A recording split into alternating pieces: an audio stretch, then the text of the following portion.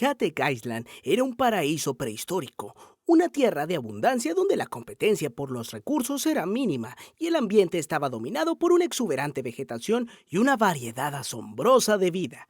Aquí, en este entorno idílico, el Hattagopteryx había encontrado el escenario perfecto para su ascenso a la cima de la cadena alimentaria.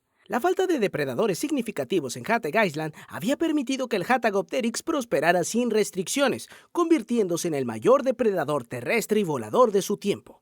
Para ver el video completo y no quedarte con las ganas de saber más, te invito a ir al link de YouTube en mi perfil y descubrir mucho más.